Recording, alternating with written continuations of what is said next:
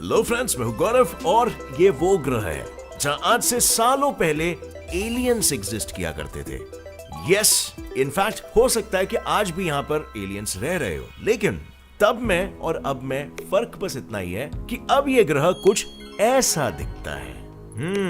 You guessed it right, ये है हमारा वीनस, शुक्र ग्रह, जो आज लावा से सुलग रहा है। पर इसके बावजूद अभी हाल ही में 2019 में कुछ इंडियन ओरिजिन के इंडिपेंडेंट साइंटिस्ट को वीनस पर एलियंस के एग्जिस्टेंस का पुख्ता सबूत मिला है, जो उन्होंने पिछले साल 2021 में पूरे दुनिया के सामने रखा। But that was not the most interesting part. The most ironic part was कि ये पुख्ता सबूत आज से 42 इयर्स पहले द ग्रेट नासा के वैज्ञानिकों को भी मिला था। बट आज की तारीख में नासा वीनस पर तो कोई रिसर्च नहीं कर रहा। सो आखिर ऐसा क्यों सबूत मिलने के बावजूद नासा ने इसे कंप्लीटली इग्नोर कर दिया? और क्या है ये सबूत जो हमें एलियंस से वाकिफ करा सकता है? क्या एलियंस आज भी वीनस पर एग्जिस्ट करते हैं? चलो फ्रेंड्स, जानते हैं ये सारे सवालों के जवाब आज के हमारे इस वंडरफुल वीडियो में, जिसका टाइटल है एलियन लाइफ ऑन वीनस।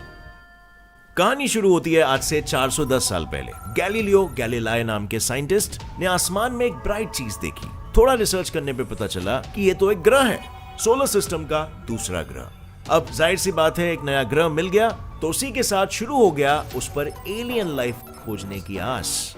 पर सैडली ऑल इन वेन, क्योंकि वीनस एक वोल्केनोस के अलावा हाई कार्बन डाइऑक्साइड और अन्य ग्रीन हाउस गैसेस से भरा हुआ एक प्लैनेट निकला with sulphuric acid clouds as a topping. Now you guys tell me, क्या ये प्लैनेट किसी हेल से कम है? आई मीन, अगर जहन्नुम को आप इमेजिन करोगे, नर्क को, तो आपके दिमाग में कुछ ऐसा ही ग्रह आएगा, राइट? सो ऐसी जगह पर कोई लाइफ को इमेजिन करना was next to impossible. I mean, जहां पर लेड मेटल तक पिघल जाता है, वहां इंसान क्या चीज है? लेकिन यहीं पर तो हमारी सोच खत्म हो जाती है ना। यहां से साइंटिस्टों की सोच शुरू होती है। मतलब जिससे अब तक हम इम्पॉसिबल समझते आए हैं, वो बात पॉसिबल है, ऐसा दावा साइंटिस्टों ने किया। 2020 में एक साइंटिस्टों के ग्रुप ने यह दावा किया कि वीनस, जो आग से तपता हुआ गोला है, उस ग्रह पर लाइफ पनप रही है। इसके सबूत है। साल 2017 से लेकर 2019 के दौरान कार्डिफ यूनिवर्सिटी, MIT और बाकी कई इंस्टीट्यूशंस के बायोकेमिस्ट्स राकेश मुगुल, संजय लिमये, पराग वैशंपियान, गाजेगोर्ग स्लोविक और डेविड जी स्मिथ साथ में मिलकर सोलर सिस्टम के प्लैनेट्स पर रेडियो टेलीस्कोप द्वारा स्टडी कर रहे थे। बेसिकली रेडियो टेलीस्कोप एक ऐसा टूल है जिससे एस्ट्रोनॉमर्स और साइंटिस्ट्स को अर्थ पर बैठे बैठे ही यूनिवर्स में मौजूद stars, planets, comets, cloud of gases के स्ट्रक्चर्स, केमिकल कॉम्पोजिशन और मोशन के बारे में जानकारी मिलती है। सो ऐसे ही एक्स्ट्रा टेरेस्ट्रियल लाइफ के बारे में रिसर्च करते वक्त उन्हें मिला वीनस पर लाइफ के एग्जिस्टेंस का एक सबूत, फॉस्फीन। वीनस के आउटर एटमॉस्फेरिक क्लाउड्स में उन्हें फॉस्फीन के ट्रेसेस मिले, लेकिन आज तक के स्टडी के अनुसार Venus should not be able to make phosphine without life, क्योंकि वहां ऐसे कोई मॉलिक्यूल्स ही नहीं थे जिसके केमिकल रिएक्शन से फॉस्फीन क्रिएट हो सकता है। इसका मतलब फॉस्फीन के क्लाउड्स में कुछ तो गड़बड़ चल रही थी, जिससे आज तक पूरी दुनिया अनजान थी। लेकिन हमसे इतनी दूर मौजूद इस प्लैनेट से अनजान तो भी फिर भी रहा जा सकता है। पर अगर आप आपके हाथों में पकड़े फोन में गेम खेलकर पैसे कमाने से अनजान हो, तो आप अपना जीवन व्यर्थ गंवा रहे हो। और इसीलिए मैं आपके लिए लेके आया हूं प्लेयर स्पॉट ऐप, जहां आप fruit slice, snakes and ladder, sheep fight, rummy, housie, chess, antman etcetera जैसे 15+ गेम्स खेलकर 50 लाख रुपए जीतने की खुशी पा सकते हो। सिर्फ यही नहीं, लूडो, आपके बचपन का मोस्ट फेवरेट गेम खेलकर भी आप लाखों जीत सकते हो। और इसके लिए सिर्फ आपको बस डिस्क्रिप्शन पर दिए गए लिंक पर क्लिक करना है और ज्वाइन करना है लूडो गेम। विद गेम्स आप यहाँ पर लाइव चैट करने से लेकर प्राइवेट लूडो पॉच पर फ्रेंड्स के साथ खेल सकते हो। बट प्लेयर स्पॉट ही क्यों? ये 100% सिक्योर है और मेड इन इंडिया ऐप है और इस पर इजी विड्रॉवल्स है एंड एज अ रिजल्ट इसके 7 मिलियन प्लस यूजर्स हैं। And the best thing is, अगर आप मेरा रेफरल कोड PLACE200 यूज करोगे तो आपको मिलेगा 200 रुपए का साइन अप बोनस। यही नहीं, ऐप के रेफर और अर्न प्रोग्राम से फ्रेंड्स को इनवाइट करने और उनके गेम खेलने पर आपको मिलेगा 2% विनिंग अमाउंट। तो देर कैसी, अभी डिस्क्रिप्शन लिंक से डाउनलोड करो एंड अर्न व्हाइल प्लेइंग। अब बात यह है कि हमारे अर्थ पर जो फॉस्फीन क्रिएट हुआ है, उसके पीछे मेजरली एनारोबिक बैक्टीरिया का हाथ है, मतलब नाइट्रोजन साइकिल, जिसमें फॉस्फीन क्रिएट होता है एज अ बाय प्रोडक्ट। सो इसका मतलब क्या हुआ? ऑब्वियसली क्लाउड्स में किसी तो तरह के ऑर्गेनिज्म की वजह से ऐसे बायोटिक माइक्रोबियल प्रोसेसेस हो रहे हैं जिससे फॉस्फीन क्रिएट हो रहा है ना? But this is not enough. So let us move on to the second proof. जो दूसरा सबूत साइंटिस्टों को मिला वो था कि रिसर्च के दौरान उन्हें पता चला बायोमोलिक्यूल फॉर्मेशन के लिए जरूरी ऑलमोस्ट 5 एलिमेंट्स जैसे कि हाइड्रोजन, ऑक्सीजन, नाइट्रोजन, सल्फर और फास्फोरस वीनस के क्लाउड्स में प्रेजेंट है। और इससे यह भी कहा जा सकता है कि वीनस के क्लाउड्स लाइफ के पनपने को पॉसिबल कर सकते हैं। And coupling that with proof number 1, ये ऑब्जर्वेशन थोड़ा और ज्यादा लेजिट हो गया और देखते ही देखते 2020 में ही उन्होंने दुनिया के सामने अनाउंसमेंट कर दिया कि वीनस पर माइक्रोबियल लाइफ इवॉल्व हो रही है। बट अब मेन सवाल तो बाकी था, ये लाइफ कैसी थी? इससे उनके दिमाग में ढेर सारे सवाल उठने लगे और इन्हीं सवालों के जवाब ढूंढने उन्होंने कुछ पुराने रिसर्च पेपर्स पढ़ना शुरू कर दिया। और ऐसे ही रिसर्च पेपर्स पढ़ते वक्त उनके हाथ लगा 42 इयर्स पुराना नासा द्वारा लिखा गया एक रिसर्च पेपर, जिसमें you won't believe it but इसी फॉस्फीन के वीनस पर पाए जाने की बात की गई थी। 1978 में नासा ने वीनस एक्सप्लोरेशन के लिए पायोनियर 13 नाम का एक मल्टी स्पेस प्रोब लॉन्च किया था, जिसमें एक इंस्ट्रूमेंट था, लार्ज प्रोब न्यूट्रल मास स्पेक्ट्रोमीटर और LNMS। इस इंस्ट्रूमेंट का मेन मकसद था वीनस के एनवायरनमेंट में प्रेजेंट सोलर विंड्स को इन्वेस्टिगेट करना और उसके साथ रेडार इमेजिंग सिस्टम के जरिए प्लैनेट सरफेस को और अपर एटमॉस्फेयर और आयोनोस्फीयर के कैरेक्टरिस्टिक्स को स्टडी करना। लेकिन जैसे ही प्रोब वीनस पर लैंड हुआ, चंद मिनटों के अंदर ही किसी तवे पर डाले बटर की तरह पिघल गया, जिसकी वजह से प्रोब सिर्फ थोड़े बहुत एटमॉस्फेरिक सैंपल्स को ही कलेक्ट कर पाया। अब ये कलेक्ट किया हुआ डेटा मास स्पेक्ट्रोमेट्री के जरिए अर्थ पर भेजा गया।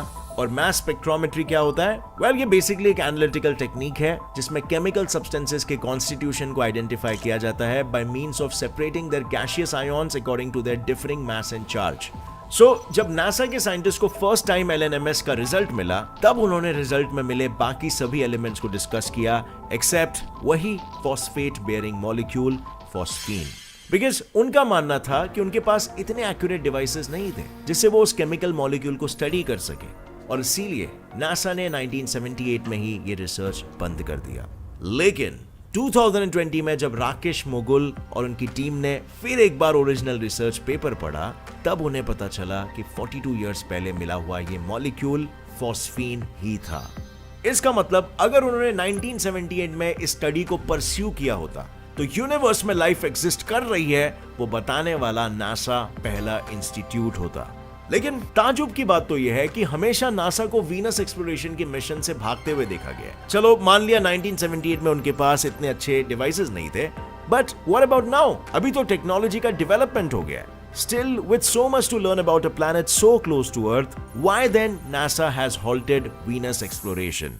Well, उनके अनुसार इसके पीछे का मेन रीजन है बजट। भरोसा नहीं हो रहा है ना? Well, ऐसा वो बोलते हैं। उसके साथ ही सोलर सिस्टम के बाकी प्लैनेट्स पर रिसर्च करना is much easier than Venus.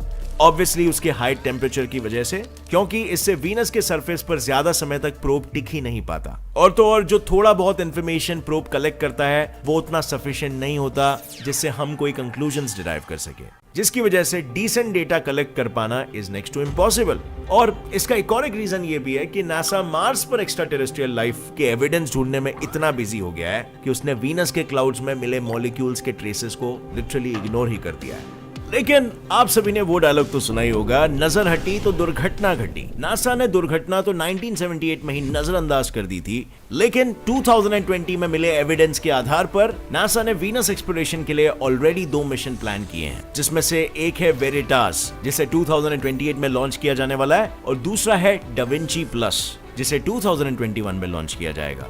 और सिर्फ नासा ही नहीं बल्कि कई सारे इंस्टीट्यूट्स और private space agencies Venus exploration का फ्यूचर प्लान कर चुके हैं, जैसे कि envision by the European space agency in 2023, electron rocket by private space agency in 2023, Shukrayaan 1 by India in 2024 और 2026, और वेनेरा डी बाय रशिया इन 2029। लेकिन मेन बात तो हमने की ही नहीं। ऐसा कैसे हो सकता है कि ऐसे आग से जलते प्लैनेट में लाइफ पॉसिबल हो? वेल, इसके पीछे कुछ साइंस तो लग भी रहा है। इसका मे बी आंसर छुपा हो सकता है वीनस के अतीत में। अब जैसे मैंने आपको पहले ही बताया, वीनस की आज जो हालत है, कई साल पहले वो ऐसा नहीं था। और हाँ, ये मैं अपने मन से नहीं कह रहा हूं, ऐसा साइंटिस्ट का मानना है। उनके अनुसार वीनस पर कई साल पहले वाटर ओशियंस थे, जस्ट लाइक अर्थ। इनफैक्ट उसे अर्थ की ट्विन सिस्टर भी कहा जाता है। लेकिन ये सब बदल गया जैसे ही सन का साइज बढ़ने लगा, क्योंकि गुजरते समय के साथ और सन की बढ़ती साइज के साथ वीनस पर मौजूद पानी धीरे धीरे इवेपोरेट हो गया।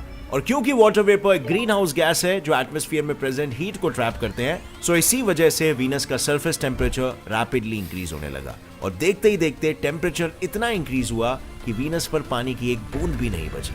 इनफैक्ट बढ़ते टेम्परेचर के साथ टेक्टोनिक प्लेट्स एक दूसरे से घिसने लगे, जिसके कारण अंदर के लावा में से large amount of carbon dioxide बाहर आने लगा। और देखते ही देखते वीनस का पूरा एटमॉस्फेयर कार्बन डाइऑक्साइड की गैसेस और उसके क्लाउड से भर गया। बट यहीं पर चीजें रुकी नहीं। बढ़ते टेम्परेचर की वजह से डस्ट पार्टिकल्स धीरे धीरे लूज होने लगे और उसमें से भी ट्रैप्ड कार्बन एटमॉस्फेयर में मिक्स हो गया। सो अब इमेजिन करो कितना high amount of carbon dioxide. लेकिन इसके अलावा भी उसमें और कई ग्रीन हाउस गैसेज है, जैसे नाइट्रोजन, हाइड्रोजन और carbon. So to basically sum it up, Venus में हाई कॉन्सेंट्रेशन में ग्रीन हाउस गैसेज है। बट द पॉइंट इज कि वीनस का ऐसा कंडीशन पहले से नहीं था।